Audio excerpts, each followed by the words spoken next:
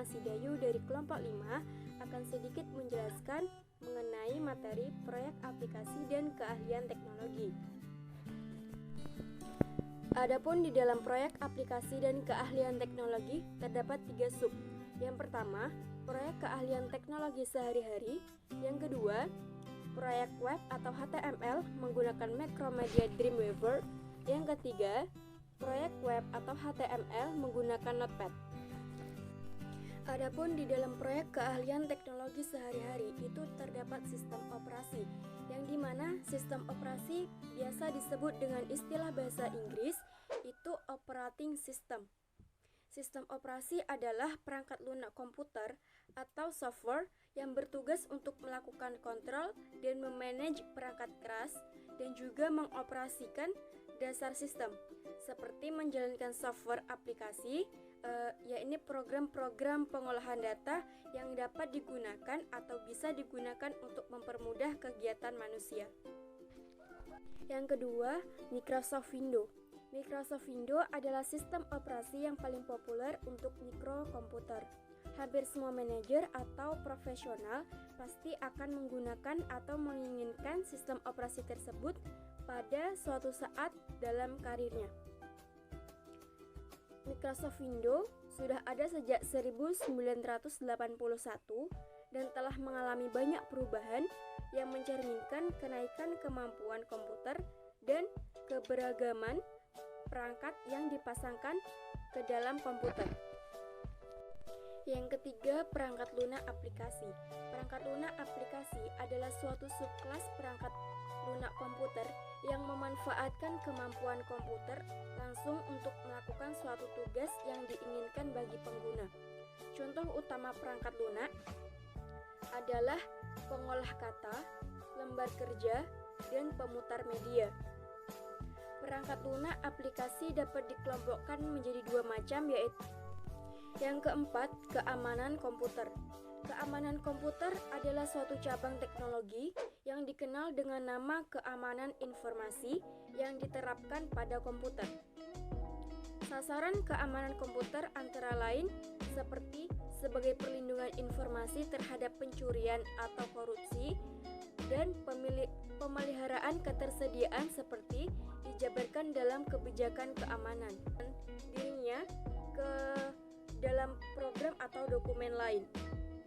Virus komputer biasanya diibaratkan seperti virus biologis, yang mana ia dapat menyebar dengan cara menyisipkan dirinya sendiri ke sel makhluk hidup. Yang keenam, spyware. Spyware biasanya diistilahkan sebagai perangkat pengintai yang mengacu kepada salah satu bentuk program yang sangat berbahaya yang memasang dirinya sendiri ke dalam sebuah sistem untuk mencuri data pengguna atau merusak sistem pengguna tersebut.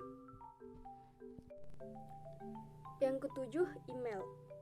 Email adalah surat dalam bentuk elektronik. Email merupakan salah satu fasilitas atau aplikasi internet yang paling banyak digunakan dalam hal surat menyurat. Hal itu biasanya dikarenakan email merupakan alat komunikasi yang murah, cepat, serta efisien.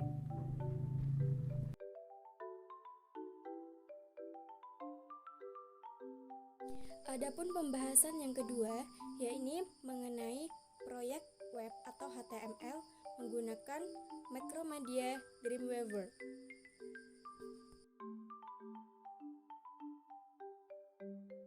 Pengertian Macromedia Dreamweaver. Adobe Dreamweaver merupakan program penyunting halaman web keluaran Adobe System yang dulu dikenal sebagai Macromedia Dreamweaver atau keluaran Macromedia. Dan program itu banyak sekali digunakan oleh pengembang web karena fitur-fiturnya yang menarik dan kemudahan dalam penggunaannya.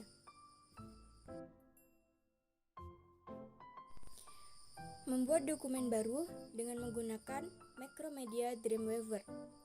Membuat dokumen baru bisa dilakukan dengan klik menu File New atau dapat juga dengan menekan kombinasi tombol Ctrl plus N dan akan tampil kotak dialog New Document seperti gambar berikut. Untuk membuat dokumen HTML, pilih tab General pada kategori Basic Pack dan option HTML. Kemudian, klik tombol Create. Maka, pada dokumen window, Dreamweaver akan tampil seperti gambar tersebut. Setiap proses desain dan pembuatan halaman web, kita harus mengatur properti halaman web yang akan dibuat tersebut melalui Pack Properties. Properti halaman ini akan menentukan bagus tidaknya desain yang akan dihasilkan. Melalui Pack Properties, ini kita dapat mengatur judul, warna latar belakang, gambar halaman, warna teks, link, serta margin halaman web. Nah, teman-teman bisa nih melihat serta membaca yang sudah tertera di video tersebut mengenai keterangan yang biasanya di dalam komputer itu terdapat bahasa-bahasa asing, serta terkadang kita pun tidak tahu apa arti dari bahasa tersebut. Di antaranya, aperensi, yaitu berisikan tentang pengaturan desain warna, background, dan huruf pada halaman. Kemudian, pack font, itu adalah kelompok huruf yang akan dipakai pada halaman. Kemudian, size itu menentukan ukuran huruf pada halaman. Kemudian, text color itu menentukan warna huruf. Kemudian, background color itu menentukan warna dasar pada halaman web. Background image, definisi file gambar yang hendak dijadikan latar belakang. Kemudian, repeat, mengulangi tampilan gambar latar belakang hingga tidak ada celah kosong pada halaman. Nah, masih banyak lagi nih bahasa-bahasa asing yang sering kita jumpai dan terkadang kita tidak tahu apa itu artinya. Teman-teman bisa melihat dan membacanya ya.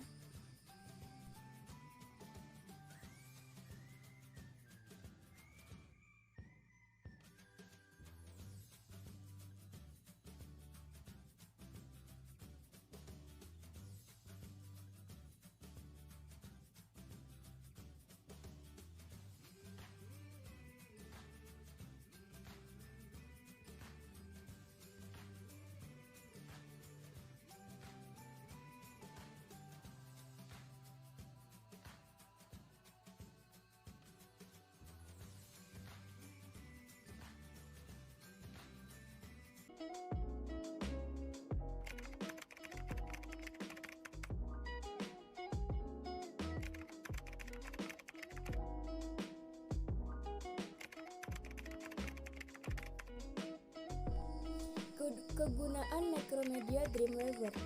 Dreamweaver dalam hal ini digunakan sebagai web design. Dreamweaver juga mengikut sertakan banyak tool untuk kode-kode dalam halaman web beserta fasilitasnya seperti referensi HTML, CSS, dan JavaScript debugger, dan editor kode. Kelebihan Macromedia Dreamweaver. Yang pertama, kemampuannya membuat halaman web yang terlihat konsisten. Kemudian, kemudahan dan efisiensi dalam penggunaan. Kemudian, mudah untuk mengupload melalui FTP. Adapun kekurangan Macromedia Dreamweaver adalah harga software yang cukup mahal. Mungkin salah satu kekurangan dari Dreamweaver ini adalah dari segi. Baiklah, di sini saya akan menjelaskan poin C atau poin yang ketiga, yakni tentang proyek web atau HTML menggunakan Notepad. Yang pertama, pengertian Microsoft Notepad. Notepad adalah sebuah aplikasi atau sebuah text editor simple yang sudah ada sejak Windows 10 pada tahun 1985 yang ada di setiap sistem atau sistem Windows baik XP, Vista, 7, dan sebagainya. Tentu kode ini sangat penting dan justru mungkin paling sering digunakan oleh para user baik kepentingan pribadi ataupun lainnya. Misalnya Notepad digunakan untuk sekedar belajar, mengerti HTML, membuat blog, bahkan ada saja untuk hal-hal lainnya, contoh membuat virus. Tentunya disarankan bagi setiap orang agar tidak disalahgunakan karena dapat merugikan orang lain. Baiklah, tahapan yang kedua yakni cara membuka aplikasi Notepad. Ada beberapa cara atau tahapan untuk membuka aplikasi Notepad, yakni sebagai berikut. 1. Melalui Windows Run.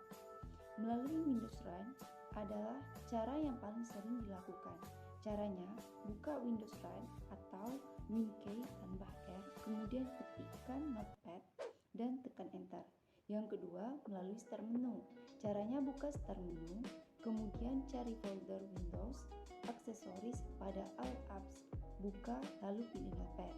Cara yang ketiga yakni melalui konteks menu.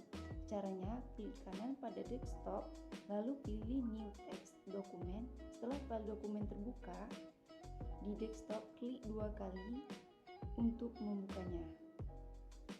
Selanjutnya, selain daripada tahapan atau cara yang saya sebutkan tadi, teman-teman juga bisa membuka aplikasi Notepad melalui Share atau Cortana, kemudian bisa juga melalui File Explorer, bisa juga melalui Command Prompt, dan juga bisa melalui PowerShell. Itulah beberapa cara atau tahapan untuk membuka aplikasi Notepad.